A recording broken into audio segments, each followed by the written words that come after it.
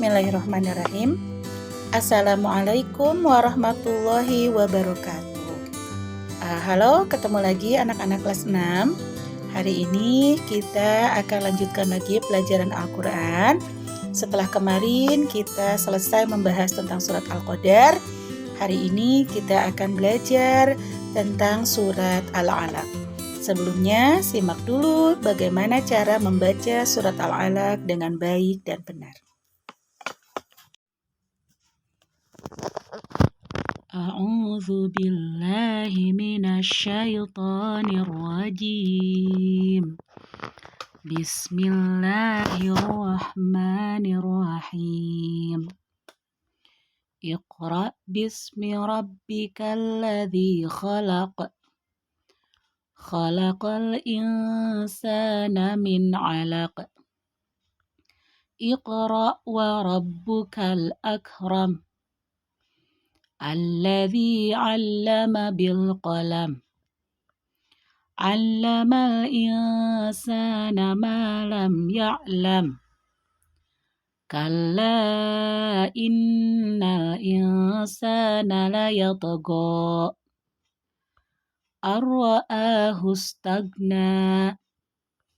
Inna ila rabbika ruj'a.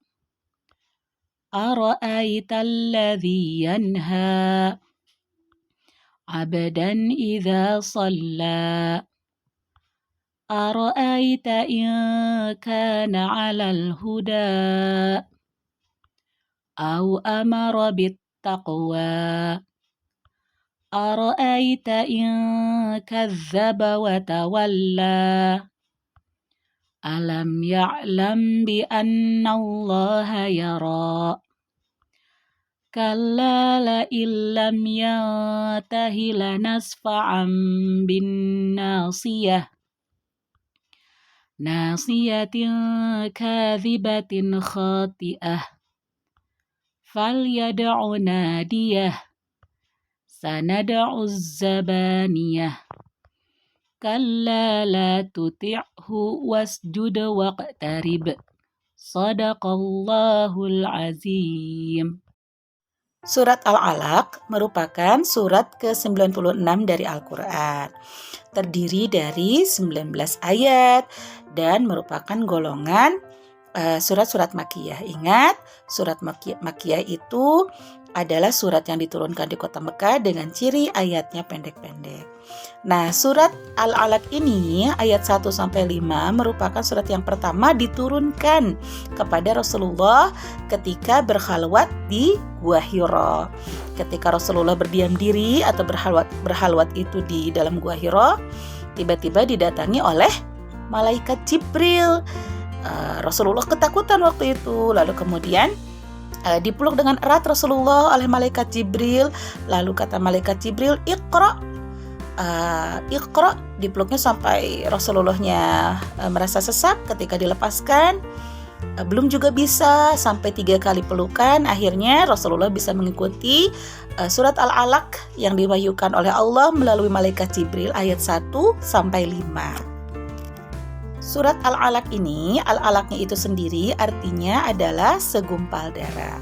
Nah, adapun pokok-pokok isi dari surat Al-Alaq ini anak-anak bisa lihat di halaman 17. Yang pertama, perintah membaca, memahami, dan mengamalkan pesan-pesan yang terdapat dalam Al-Quran. Nah, Al-Quran itu sungguh memberikan contoh dan petunjuk yang baik bagi manusia. Apabila manusia bisa mengikuti ajaran atau petunjuk yang ada dalam Al-Quran, maka insya Allah dia akan selamat baik di dunia maupun di akhirat. Tidak hanya itu saja, dalam Al-Quran juga terdapat banyak ilmu pengetahuan bagi kita. Termasuk dalam surat Al-Alaq ini segumpal darah, bahwa yang nomor 2-nya manusia diciptakan dari segumpal darah, itu merupakan ilmu pengetahuan bagi manusia, bahwa manusia itu terjadi dari segumpal darah yang kemudian ditiupkan ruh, ditumbuhkan tulang belulang, dan akhirnya tumbuh menjadi manusia. Ya, itu merupakan ilmu pengetahuan bagi kita, khusus bagi orang-orang yang mau berpikir, mau memahami, dan akhirnya kembali bahwa itu adalah kekuasaan dari Allah. Lalu ketiga, Allah menjadikan kalam atau pena sebagai alat untuk mengembangkan pengetahuan, ya. Kalamnya Allah itu apa? Terdapat di alam semesta ini. Bumi dan isinya lautan, ya. Lautan saja manusia itu baru 30% dipelajari oleh manusia. Nah, sisanya kita belum dapat mempelajari karena saking luas dan dalamnya lautan. Itu bahan untuk kalamnya Allah itu berbentuk seperti itu untuk menjadi bahan pembelajaran bagi kita. Termasuk bumi ini, daratan, luar angkasa dan sebagainya, itu merupakan sumber ilmu pengetahuan bagi kita, terutama bagi orang-orang yang mau berpikir, ya. Lalu manusia bertindak melampaui batas karena menganggap dirinya serba cukup.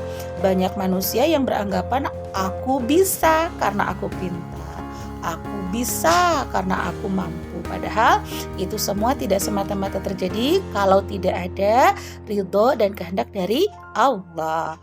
Lalu ancaman Allah terhadap orang-orang kafir yang menghalang-halangi kaum muslimin melaksanakan perintah Allah. Dari dulu, ya, memang dari zaman dulu orang-orang kafir tuh gak pernah mau melihat orang-orang muslim itu beribadah dengan tenang. Mereka selalu mengganggu. Tapi ingat, kita gak usah takut, gak usah khawatir, karena Allah sudah berjanji dalam surat Al-Alaq ini, terdapat dalam surat Al-Alaq ini, bahwa orang-orang yang menghalang-halangi kaum muslimin melaksanakan perintah Allah itu mendapat ancaman dari Allah.